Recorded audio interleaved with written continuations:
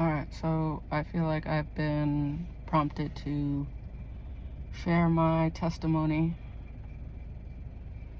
with you all. Hoping this helps at least one person, because I keep getting prompted to share it. So I'm a very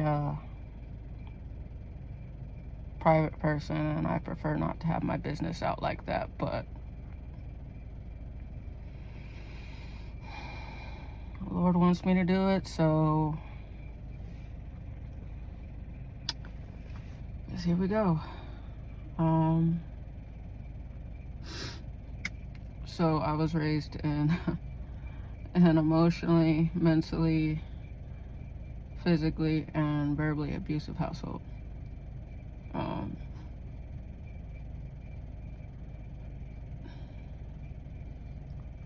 Yeah, growing up, I didn't understand that. I thought it was normal to experience the things that I was experiencing, to feel the things that I was feeling. And then when, I guess, the effects of it started coming to the surface, I thought there was something wrong with me. And there wasn't. But so did everyone else, because they didn't know, and this person was very secret about it. Like, they'd gain the trust of my mom, and Mom had to work a lot. Mom had a lot on her plate. She did her best. Mistakes were made. I've forgiven her for them, and we've moved past it. I just wanted to get that out the way. But yeah, so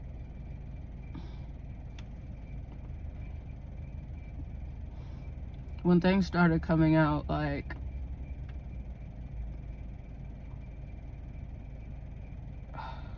they actually put me on medication, thinking that I had like ADHD and bipolar and all these other mood crap, not understanding that it was the home environment that was causing me to act out. And I didn't understand that either up until a certain point. Like, I felt like there were times in my childhood where I wanted to ask for help, where I wanted to tell somebody, but one, I was so used to not being believed, and two, I really love my mom, and I didn't want to be taken away from my mom. So, and also I understood that there were worse places. Like, as bad as I had it, there were worse places, and I understood that even as a kid. So I was like, but what if I end up somewhere worse? At least here I know what to expect for the most part. So yeah, so as a kid, an adolescent, I would, like, when I would go to the doctor, they would, or to the psychiatrist, I guess you would say, they'd ask me, hey, are you experiencing this? Are you experiencing that? Are you experiencing that? And I would pick whichever one sounded worse, hoping that they would be like, oh, that's not normal, and hope that it would send up a flag and them, like, you know, say, hey, there must be something else going on behind the scenes. But unfortunately, that just got me on more medication. Yeah, so this person reveled in that, actually. They loved to push the idea that I was crazy, that there was something mentally wrong with me, you know. They insisted that I needed to be on medication, and yeah, so I see now that was just a cover-up, because if what the root cause was actually came out, yeah. So anyway,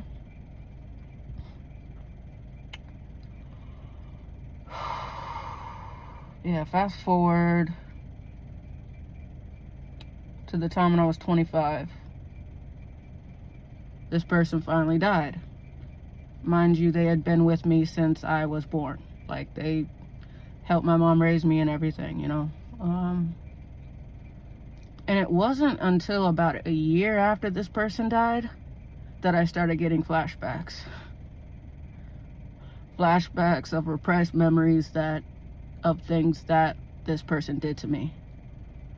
And conveniently enough, the first flashback happened at work, of course, when I was working in a kitchen. And I could literally, it was in living color, and I felt and saw the situation of them backhanding me, and I felt the backhand as if I was there. Mind you, I'm 25, working in a kitchen, and all of a sudden this memory flashes in living color, and I feel the effect of me being backhanded as a toddler. I couldn't have been more than, like, I couldn't have been that old. 4 or 5 maybe, you know? And I see myself go flying across the room. And not knowing how to handle that, I immediately burst into tears. And then that pretty much starts this whole journey. Yeah. So that was the first flashback. I later got more details about that flashback, that I later found out that not only did she backhand me, I didn't initially see what I landed on, but later on the vision was a little bit more clear, and I saw that I landed on like some stuffed animals. So yeah, that was the first one. And then I had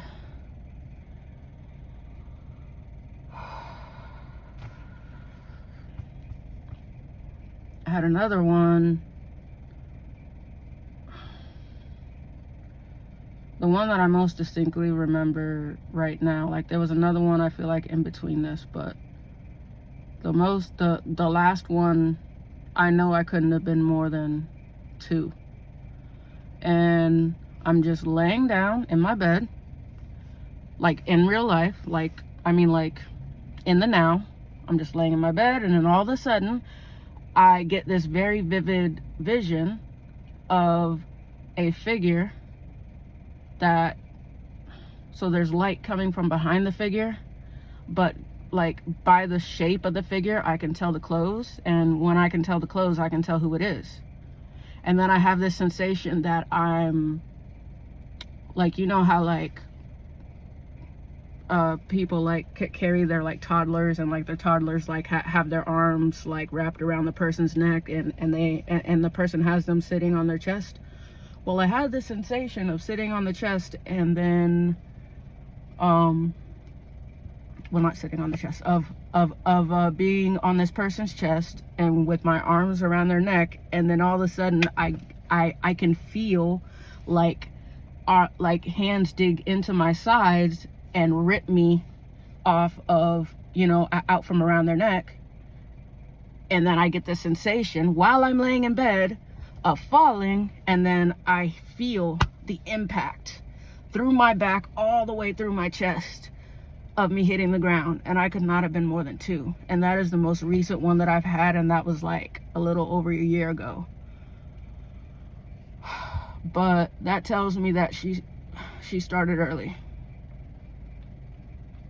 She started early, and God only knows what else she did to me. But there are spaces in my memory that are black, and there's areas where it feels like I remember this one vision where, well, memory flashback, whatever, where I'm just standing in front of this person, and then all I see is this, or I see like them start to like, you know, like make an aggressive move towards me, and then all of a sudden everything goes black, and I don't remember anything, and it felt like I was in that blackness forever. And then I guess a day or a few days later I come to, and I'm just like walking around normally as if nothing happened, like I'm going about daily task or something, like as a toddler, as like a 4 or 5 year old at the time.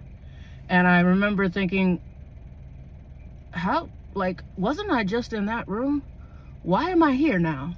So apparently my system started early on blocking this stuff out, and I guess like there was a period where I would just be,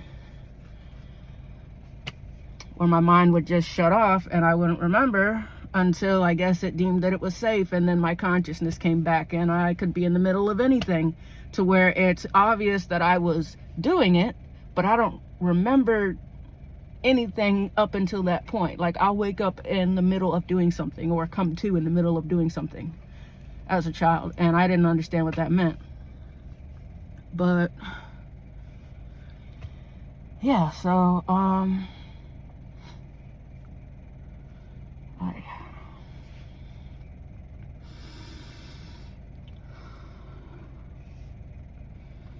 yeah, so after a while, this person,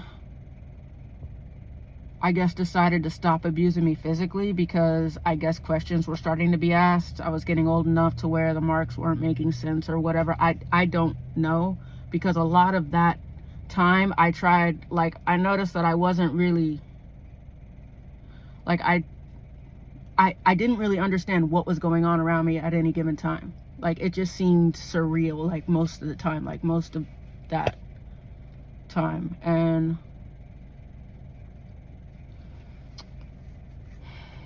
so she stopped abusing me physically, and then just moved to emotionally, verbally, and mentally, which looked like, and what I realize now is a narcissistic manipulation. Probably malignant or something, but I don't freaking know. But yeah, so, you know, telling me one thing and then later on telling me something different on the same subject. Like, it's very weird, because, like, for the longest time I felt both confident and insecure, and I realized that's because this person would say, you know, like, if I was getting ready to, I guess, like, go interview for a job or something, like, they'd be like, oh, you can't do it, like, you're not good enough, this, that, and the other, like, you have these problems, that problem, that's gonna cause you issues. And then if I get the job, oh, I knew you could do it, you're so smart, this, that, and the other. Excuse me. Oh, excuse me, y'all. But yeah, so that was very confusing, and I did not understand what it was until quite recently, actually. So yeah,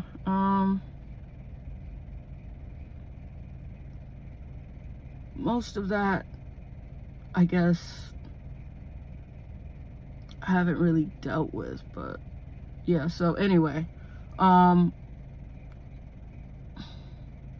so with these flashbacks, obviously I'm not really able to work, and whenever I like in between the flashbacks, I would have panic attacks. Like, I would, or so I would either have flashbacks or panic attacks in between the flashbacks, or I would have like I would be able to feel the emotions, like for like a week or two, like before another flashback came, I would be an emotional wreck and I wouldn't know why.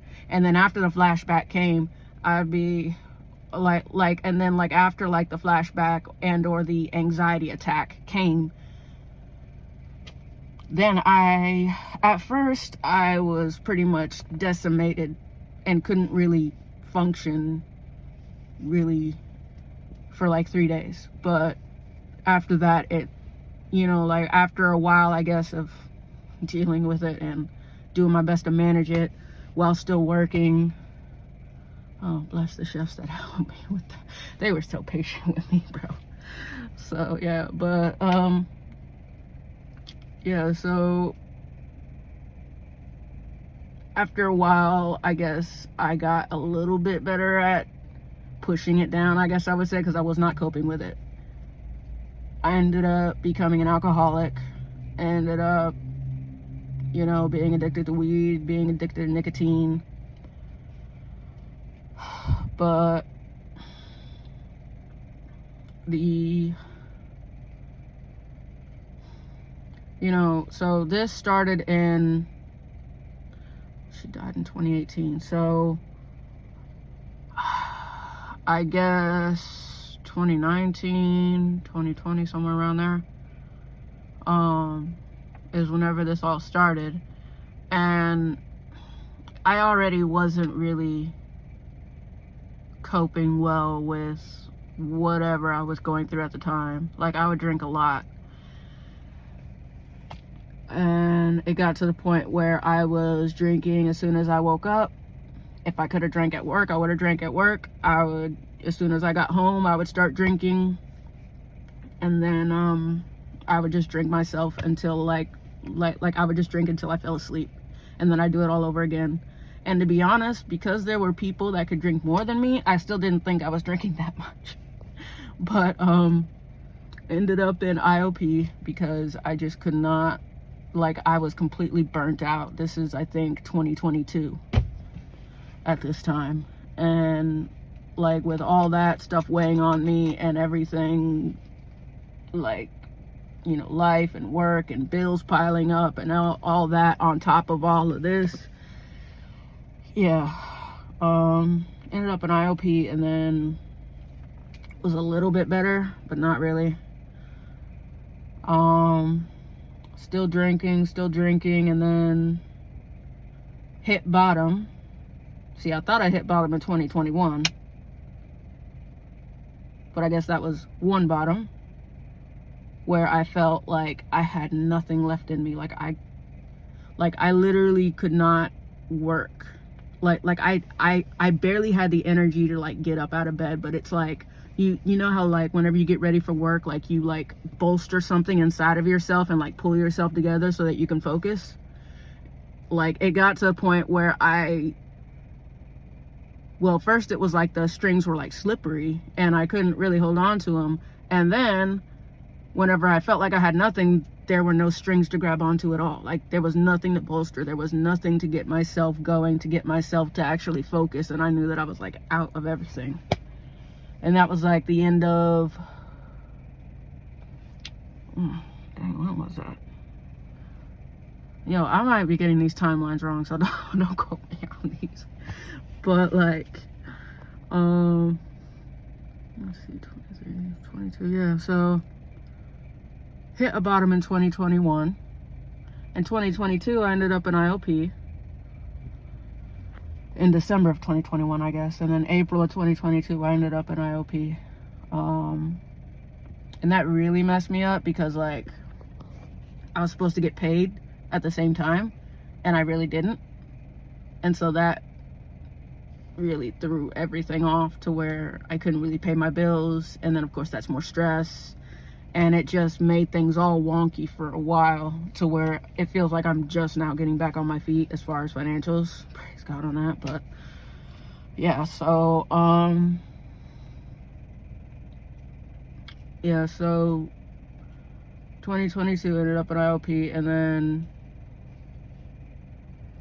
in August of 2023, I made an attempt on my life. Honestly, I was driving home from work that day and I just felt like I just didn't want to live anymore. Like I didn't want to die, but I also didn't want to live, you know? Like I was afraid to die because I didn't want to die, but at the same time, I just did not want to keep going. So I'm driving home and I think about crashing my car into a tree. Anyone who knows me knows that's pretty significant because I love my car. I'm a car enthusiast. I love cars and my car is my baby. So that the reason why I didn't do that is because I didn't want to hurt anyone else, and I thought I might live and then my car will be toast. So then what will be the point of that? So I end up going to the local convenience store, grabbing some Four Loko and just doing my best to like forget how I feel. And I know that I'm really down and that I need help because I don't want to I have to work the next day. Like I had just gotten off work and I have to work the next day. But I'm like, I just couldn't, you know? And I called the suicide helpline because I knew that I needed help, but unfortunately, me being drunk, my system, I just said screw it. And I had some pills of naproxen that were used for, like, you know, period cramps and all that. But I had a drink. I had a juice with me, and I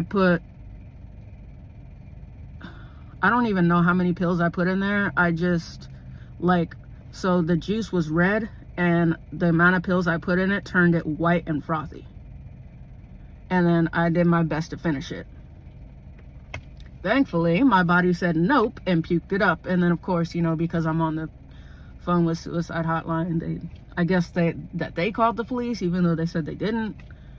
Which I can't imagine what that poor person must have went through, man. I was a mess that day. Like, I was a complete wreck. And I was yelling, and I was just over it. And I can only imagine, like, you know, trying to help somebody and they end up doing it anyway. I would imagine that feels like that they failed, you know. So at least that's how I would feel. So I'm really sorry to whoever you were who picked up the phone around like 8 or 9 on August 28th, 2023. I'm really sorry about that. I know that was not nice. I'm so sorry for what I put you through. But yeah, of course, got big racked. Like, got some help and everything, and then I want to say, yeah, okay, I'll say it. And I met my ex there. Yeah, that, I won't say much about that relationship, but it nearly killed me as well. I'll just say that. And I just hate how it ended, you know. And I hate that it had to end, and, you know.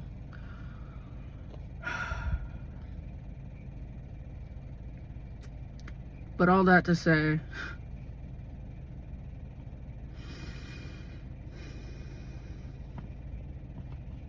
that I ended up, I guess like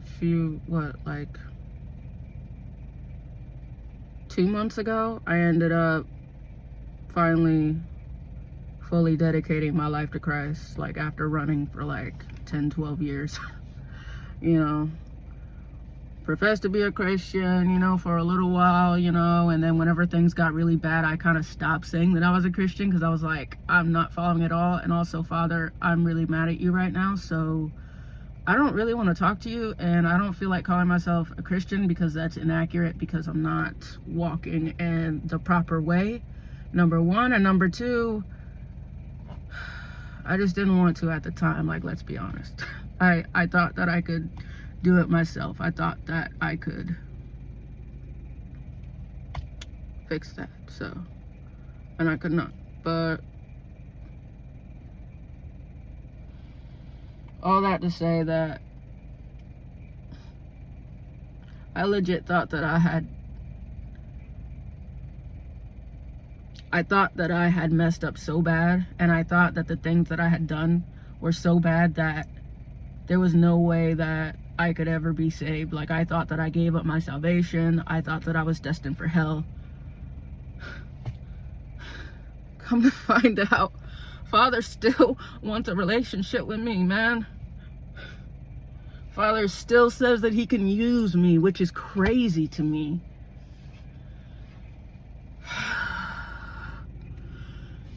And I guess he's prompting me to share this testimony.